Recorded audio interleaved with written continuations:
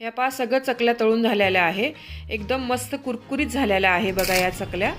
टेस्टला तर खूपच भारी लागतात या चकल्या. आज आपण कुरकुरीत व खुसखुशीत साबुदाणा बटाटा चकली कशी करायची ते पाहणार आहोत. ही चकली चवीला खूपच छान लागते आणि बनवायलाही खूप सोपी आहे. यामध्ये साबुदाणा व बटाट्याचे योग्य प्रमाण घ्यावे लागते, तरच ही चकली चांगली कुरकुरीत होते. प्रमाण चुकले तर ही चकली कडक होते. त्याचे योग्य प्रमाण इथे सांगितलेले आहे.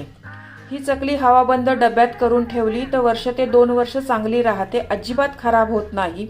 हा एक वाळवणीचा चांगला पदार्थ आहे. आपला उपवास असेल तर त्या दिवशी ही चकली तळून आपण खाऊ शकतो. लहान मुलांना तर ही चकली खूपच आवडते.